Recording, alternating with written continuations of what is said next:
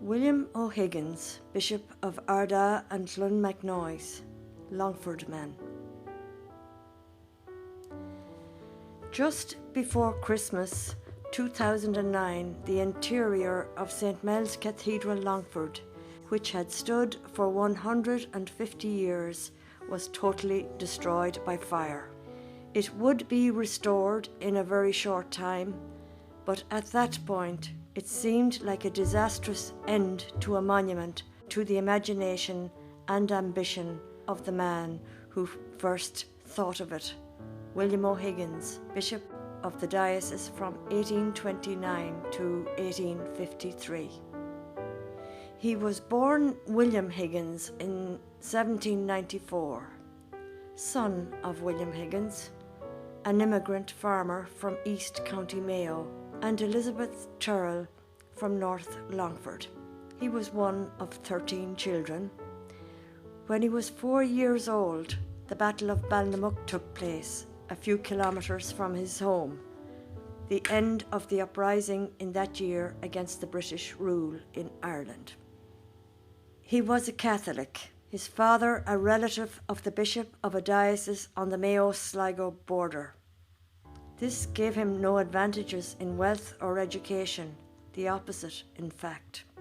He was born into the rural poor, subsistence farmers with no rights or security, denied formal education under the penal laws, and in competition with a fast-growing rural population desperate to survive by growing a single crop on poor or marginal land.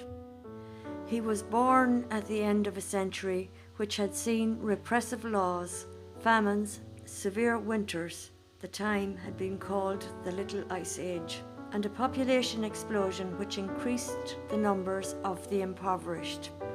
But it was the first century in which Ireland did not have a major war for nearly 100 years, and Catholics, though forbidden education, managed to get it clandestinely. Though forbidden membership of the professions, some of them managed to make money in trade and become the foundation of a middle class which would come into its own in the following century. They would become an enormous support to politicians like Daniel O'Connell and able Catholic bishops, which Higgins, as he was still named, would one day be. In spite of the obstacles, and probably because of his parents' enlightenment, he got a good primary and secondary education by the standards of the time. There were no exams, but secondary education involved studying classical Latin and Greek. Primary education, the 3 R's, was given by part-time, often travelling teachers who moved from place to place and were paid a pittance by the parents of the children. These informal schools were remembered as the hedge schools because they were concealed from the authorities and in good weather were carried on outdoors, but they were also held indoors in houses or barns. Secondary education was a little more regular and might involve lodging in the house of the teacher or walking many miles. At 18 years of age, he had finished his secondary education and enrolled in a seminary in France to study for the priesthood. By this time, Ireland and Britain had formed the United Kingdom and were at war with France. So it was an unusual decision of his, or of his sponsors, to go for training to a hostile country, especially since Maynooth College had been founded in 1794 with British government approval and financial subsidy to counteract students doing what he did. His ability and depth of learning became apparent when he paid his way through college by part-time lecturing at the college. This would have been done either through French or Latin.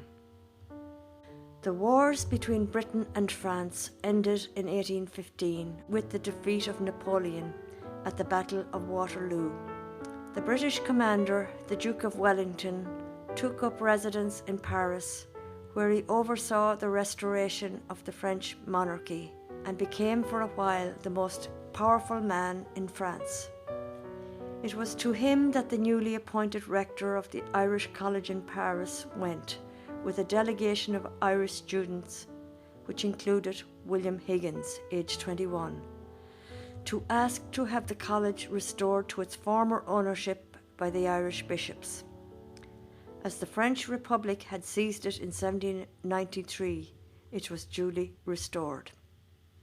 The ability of Irish people to find each other in faraway parts of the world was shown by the visit to him in Paris by 4 men from the Drumlish area, veterans of Waterloo, one of them from Monaduff, the townland next to that of his birth. They were evidently neighbours and friends from home.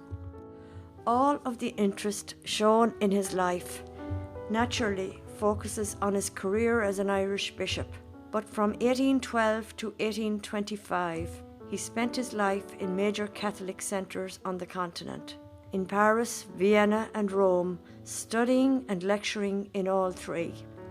When he would return to Ireland, he must have had a thoroughly European outlook, which added to his dynamic approach, beginning with a 3-year posting to lectureship in Maynooth and being ordained bishop at 35 years of age. At one and the same time, he began tackling all aspects of his new responsibilities: liturgical, educational and architectural. His diocese was poor, scattered, and no one could foresee what further tragedies would strike it. But now, full of energy, knowledge and originality, he would make this unknown place into a beacon and an example. 2 quotations might apply to his later life, which ended in sadness and unfulfillment. All political lives end in failure. The other, a man's reach should exceed his grasp, else what's a heaven for? The first one applies to more than political lives. Who can be satisfied, regardless of how their lives may seem to others, with what they have achieved? He had such plans and ambitions, and an apocalyptic event would put an end to them. Someone else would finish what he had started, but he never would have the joy of seeing his work completed. The second quotation is meant to be a consolation for unfulfilled dreams, but it was not written in his lifetime nor about him. The future was hidden from him, and he was a newly ordained bishop hitting the ground running. His first major action was to set up classical schools in various parts of the diocese, non-residential centres at secondary level, teaching the classics as he had been taught in a less structured way to boys who would not otherwise have access to further education. A diocesan chronicler says, with an air of wonder, that he set up one such centre in Drumlish, the other places being important towns, and Drumlish, by implication, a mere poverty-stricken village. But he, the European dignitary, did not forget Drumlish, or Barra, where he was born, and he paid for this school out of his own pocket. There were many other issues at this time where his ability as an orator, organiser and diplomat were needed. Acting on behalf of the Irish bishops, he persuaded the Belgian government to have the Irish College at Leuven or Louvain restored to their stewardship. There were 2 major political issues: tithes and the repeal of the Act of Union. Tithes were by law to be paid by tenants, most of them Catholics, for the support of the clergy of the established church, the Church of Ireland. Religion combined with politics led to nationwide resistance, and the bishop threw himself wholeheartedly into the fray, preaching, writing and petitioning the British Parliament. The law was changed in the late 1830s to impose the charge on the landlord class, but he had made many enemies and was not forgotten by them. The other issue was the movement set up by Daniel O'Connell to repeal the Act of Union, which had made Ireland part of the United Kingdom without a parliament of its own. He took a full part in this movement also, making fiery speeches in support of O'Connell. At the same time, he was going ahead with his plans for a cathedral for the diocese, and its foundation stone was laid in 1840. Before tragedy struck, he was a leading light in a fight by the Irish bishops to prevent the British government from establishing a university system in Ireland to be known as the Queen's Colleges. Then in 1846, the potato crop, often the only food available to the rural poor, was struck by blight all over Ireland, and his diocese was one of the poorest and least able to bear the burden of it. In 10 years, County Longford lost 25% of its population to famine, disease and emigration.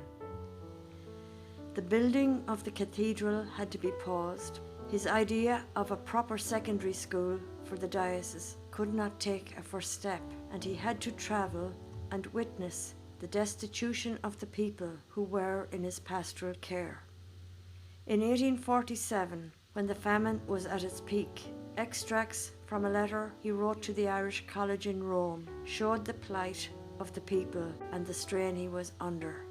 And I quote, "Of course, you have some idea from the papers of the state of the poor in Ireland. Never was any part of the globe visited with so prostrating destruction. It would sicken your heart to see those of our people who, up to this, have escaped death. Persons of 20 years of age appear to be bending under old age, and in many cases are become so shameless and idiotic from want of every kind. We have in this diocese 5 poorhouses, and the average deaths in a week are beyond 100 persons in each. In some instances, particularly in Leitrim, whole families are discovered to be dead in their cabins. The dead are frequently buried in bogs, cabbage plots, and even in the houses where they die. The most part of the land of Leitrim will be untilled this year. Fever, dysentery, and starvation are everywhere." O'Higgins had suffered from overwork in his early 20s. He had not spared himself in 18 years since becoming bishop, as administrator, innovator, and politico-religious fighter. Now he had the devastating sight of the famine and its effects, unprecedented in Irish history. He withdrew from public life, suffering what the medical language of the time called nervous disability. He died in 1853, not quite 60 years old. It must have seemed to him that the world he had set out to improve was in ruins and that he had failed enormously. Others would realise his dreams, finish his cathedral, build his secondary college. He would be forgotten until the people of his native parish sought to commemorate him suitably. He has now been restored to his proper place among the men and women who made enormous contributions to the development of Ireland in the 19th century and laid the foundations for the restoration of Irish nationhood by later generations. And his cathedral, his eternal monument, rose from the ashes more beautiful than before.